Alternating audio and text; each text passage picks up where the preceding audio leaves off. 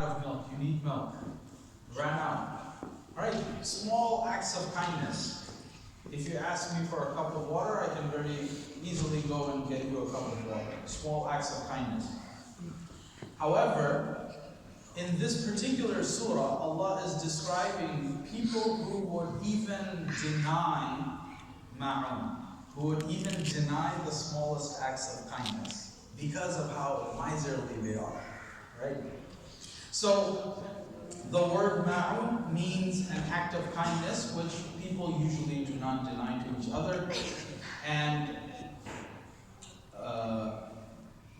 the surah is known as ma'un because of this particular word, which comes in the last verse. وَيَمْنَعُونَ الْمَاعُونَ. Another name for the surah that comes within the books of Tafseer is deen. The word deen. أَرَأَيْتَ الَّذِي يُكَذِّبُ بِالدِّينِ. Hence the chapter of deen. What is the connection between Surah Quraysh and Surah Ma'un? The thematic connection is Allah subhanahu wa ta'ala described the people in the previous surah who were enjoying the bounties of Allah.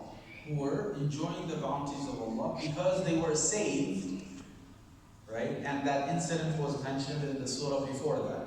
However, their response, in addition to not worshipping Allah, was also how they reacted to the people around them. In addition to not worshipping Allah, it was also how they reacted and treated the people around them. Right? And perhaps even being insincere in their worship to Allah subhanahu wa ta'ala. So that's Surah Al-Ma'un.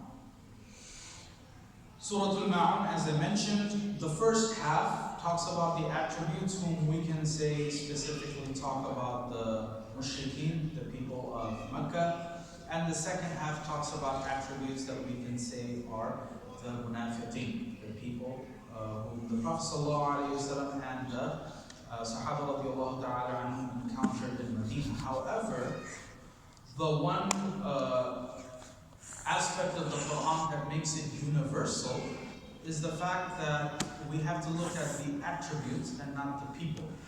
Because the attributes can be found in anybody, including believers. So, the highlight of the surah is a person should look at the attributes and say, if these attributes are found in myself, then I should make sure that they are minimized to the best of my ability, because these are attributes that are unbecoming of a believer, right? What is the story behind the revelation of Surah Al-Ma'un? There are multiple narrations. One particular narration, and this is mentioned because of the second verse of the surah, is that a very notorious kafir of Mecca, As bin Wa'il, some narrations say it was actually Abu Jahl, the Prophet's uncle. They were the trustee of an orphan's wealth, and the orphan had come to them in a very destitute position, right? They needed some money from their own wealth, and they were denied access to their own money. And if we look at it, it was kind of like a practice that to usurp the wealth of others, very unethically, right? You are the trustee, but you abuse that trust by taking over somebody else's wealth, when, of course, you're not supposed to do so. So Allah subhanahu wa ta'ala mentions that, and a few other things within the surah, which essentially highlights things that we are not supposed to cultivate within ourselves. So the surah itself is only 7 verses. Bismillahir Rahmanir Rahim. أَرَأَيْتَ الَّذِي يُكَذِّبُ بِالدِّينِ. Of course, whenever Allah subhanahu wa ta'ala is saying you and addressing a particular person, many a times it's the Prophet sallallahu alaihi wasallam directly, but again, even if it's the Prophet ﷺ directly, everybody is addressed through the Prophet. So, أَرَأَيْتَ الَّذِي يُكَذِّبُ بِالدِّينِ. Have you seen the person who falsifies, rejects the final judgment? Ad-Deen, the final judgment, or the religion of Allah, right? The tone of the verse is one of astonishment. that, the audacity of a person like that, right? And remember, if you think about it connected to Surah Quraysh, and think about that connected to Surah Fil, these are people who were saved because of the intervention of Allah, because of a miracle. And instead of worshipping Allah in return and being thankful to Allah for being saved, they utilized that for their worldly gain. And to the extent where they started abusing the people around them in many ways. And on top of that, the worst of which is falsifying the religion of Allah, rejecting the religion of Allah, right? Which is, of course, being presented to them through the Prophet ﷺ. So the Prophet ﷺ is being directly addressed, and indirectly the entire community. And it's not confined to a time period. It's also for a reader of any era. So if we see any person that fits the bill, this is also attributed and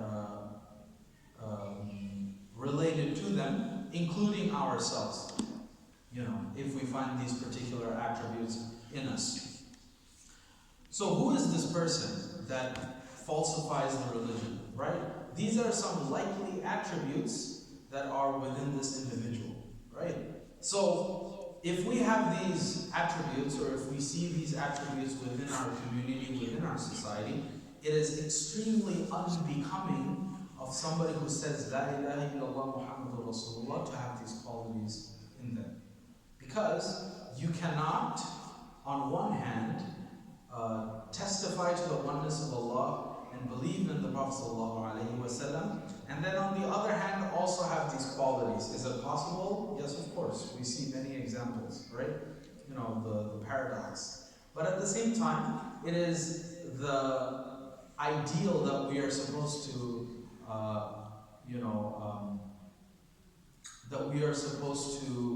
look to, which is the Prophet ﷺ. That a person is supposed to minimize all of these detestable attributes to the best of their ability. So, number one, who is this person? فَذَلِكَ الَّذِي يَدُعُ الْيَتِيمِ. This person is the one who repels the orphan. Now, repelling, or the word da'a yad'u, literally means to push away, to shove, right? It could be physically pushing them away, right? It could be pushing them away through our actions. It could be through the usurping of their wealth and rights, right? And the reason why the widow, the poor, the orphan are constantly emphasized is because these are the people who have no social protection, generally speaking. The widow has no social protection unless her family steps in. The divorcee in our cultures and societies have no social protection unless the family steps in, right?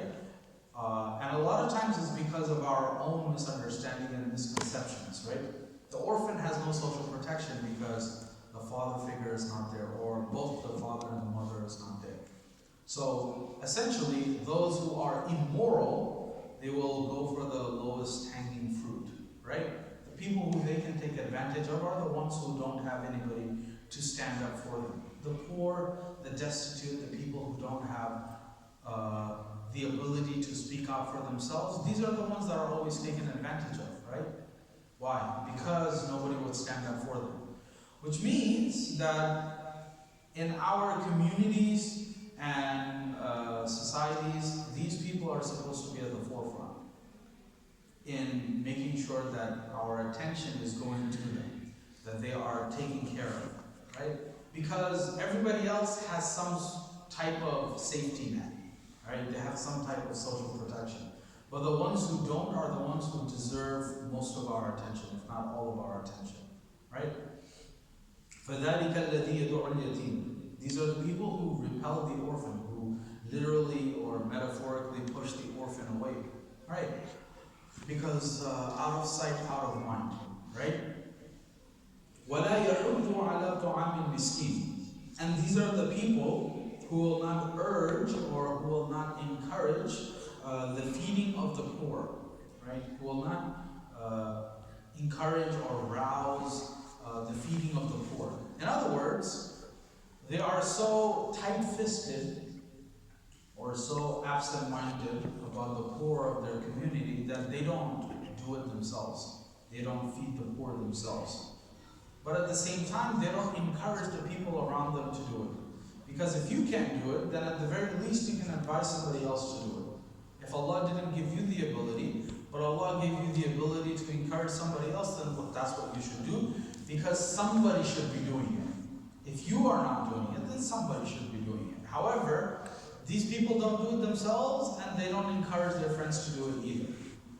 Right? They don't encourage the feeding of the poor, despite having the ability to do so. Right? Despite having the ability to do so. It's a reason why, for example, anytime Eid al-Adha comes around in any community, it's extremely, extremely important to make sure that every masjid, every community, either by themselves or through an organization, they have a meat drive. Because the spirit of Udhiyah is to ensure that at least for a day, everybody in the community is eating the same thing, or at least on the same level. The reason why we have Sadaqat al-Fitr before Eid al-Fitr, which, by the way, this is a tangent, but Eid al-Fitr, the Sadaqat al-Fitr is supposed to be given before Eid. You can give it in the masjid when you come, no problem.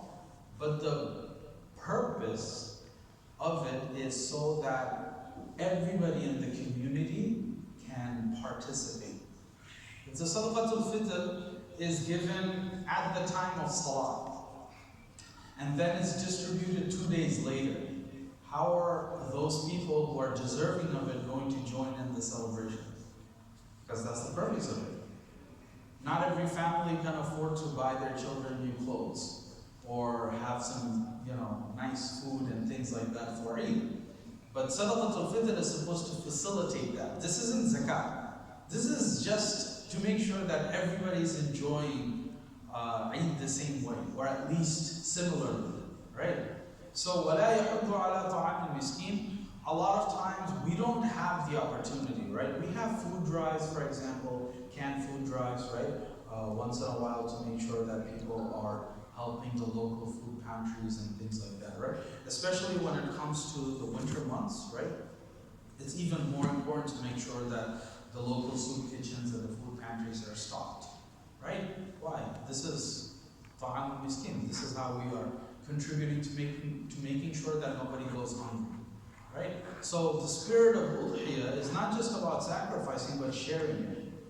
Right? Making sure that part of the meat is going out to the people who are deserving it. Our principal, in South Africa, Imam Abdul Hamid said, mentioned once that instead of giving, so the meat theoretically is supposed to be distributed 1/3, 1/3, 1/3. 1/3 for yourself, 1/3 for your family, and 1/3 to the poor.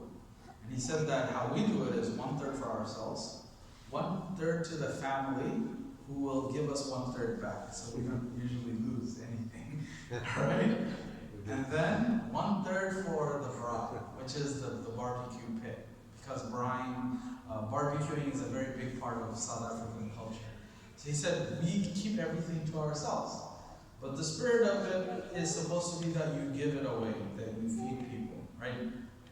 Anyway, وَلَا يَحُضُّ عَلَى طَعَامِ الْمِسْكِينِ. They don't feed the poor, nor do they encourage others to do the same. So up until this point, the first two verses, well, verses 2 and 3, and number 1 if you think about it, the first 3 verses of Surah Al-Ma'un are talking about people who outright reject the religion. That's the first ayah, right? And of course, a person who is rejecting the religion outright, they are not even considered to be believers or even close. And then on top of that, because of the narrations that we have, we know it's speaking about the actions of particular individuals. But again, on the level of attributes, how many of us can say that we actually care about the orphan? How many of us can actually say that we encourage the feeding of the poor? Perhaps we do here and there, right? But when it comes to actively trying to do something, many of us don't do it, right? Is it possible for every person to care about every issue? No. It's not humanly possible, and if you think about it realistically, it's not healthy either. You can't solve all of the world's problems by yourself. And it is unwise to try to shoulder all of them at once, right? But what we can do is distribute it. Make sure that as a community, we are trying to address as many issues as possible. And you know, alhamdulillah, people have different passions, right? And we try to tap into that. The rest of the surah is talking about the munafiqeen. And the way we understand it, and how we understand it, is because how Allah starts verse number 4. فَوَيْلٌ لِلْمُصَلِّينَ. Destruction or woe be on those who pray. Now, this is, just as a single ayah, it seems as if Allah is condemning the people who pray. However, the first source of tafseer for the Quran is the Quran itself. In other words, Allah explains what He is trying to say. And this is something that we did in our first surah together. Ihdina as-sirat al-mustaqim. Allah, guide us to the straight path. What is the straight path? Allah explains. Sirat al-ladhina an'amta alayhim. The path, the one you are asking about, is the one who Allah gave to the ones He favored, right? And on the path who incurred the wrath of Allah and those who went astray. So Allah is explaining, فَوَيْلٌ لِلْمُصَلِّينَ. Woe to all those who pray. Is that it? No. Allah explains. He is highlighting particular individuals. الَّذِينَ هُمْ عَنْ صَلَاتِهِمْ سَاهُونَ. الَّذِينَ هُمْ عَنْ صَلَاتِهِمْ سَاهُونَ. The people who are unmindful about their prayers, who are neglectful of their prayers. The munafiqeen used to show up at the masjid to essentially, show that they're still part of the community, right? But when it came to private worship at their own homes, they used to neglect their prayers. Right? So again, this isn't a specifically munafiq attribute or an attribute of nifaq, because we all modify our behavior in public. As a human being, right? As a member of a community and society, we all automatically modify our behavior when we are public, whether we realize it or not. Right? And in sociological studies, right, it's called the silent authority or something to the effect, right? You have a red light, there's no police officer there, but you're still going to stop. And is that one light that's making you stop? That's an authority. And you're giving it that authority, right? So when you are in a public place, you will conduct yourself in a particular manner. You will make sure that whatever you say is being said the right way, in the right volume, and your children or whoever is behaving properly and things like that. But at home, we have a more loose behavior, right? So the munafiqeen, when it came to their salah, in public, they were on point, right? Because they had to show something. But in the privacy of their homes, they neglected their salah, or they rushed through it, or they didn't pray at all, right?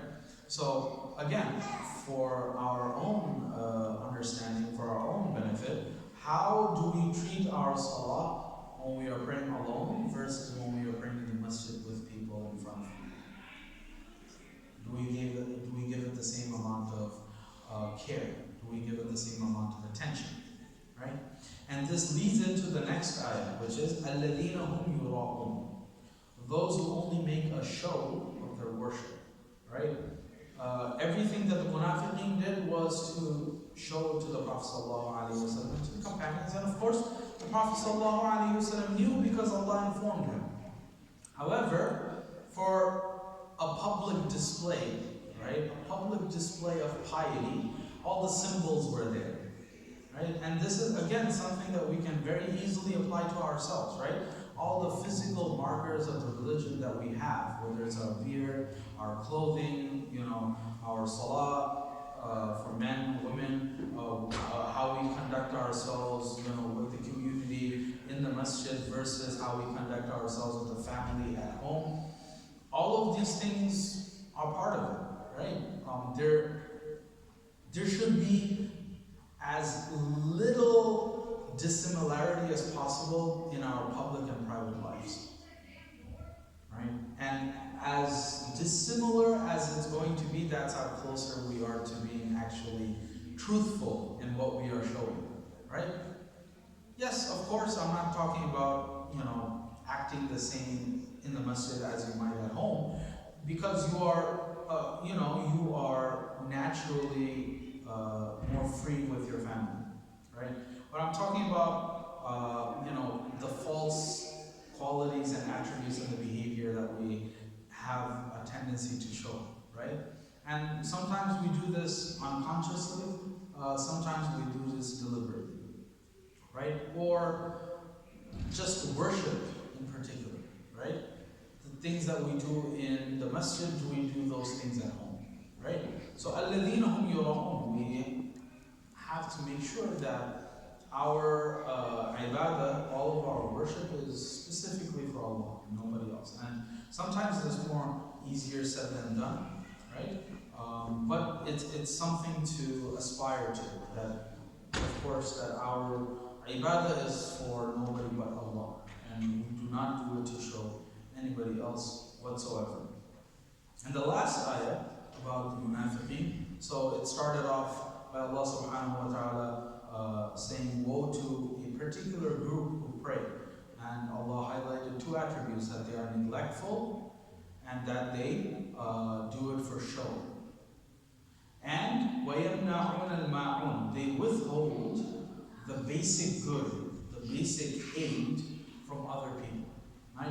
And I mentioned in the beginning that the examples that you find in the books of Tafseer about ma'un is, giving somebody milk, salt, eggs, that, something that you would ask for your neighbor, and or give to your neighbor, and you wouldn't expect it back. The small act of kindness, right? However, these people are so miserly that they prevent even the smallest acts of good, right? That they're not willing to be even generous of that, right?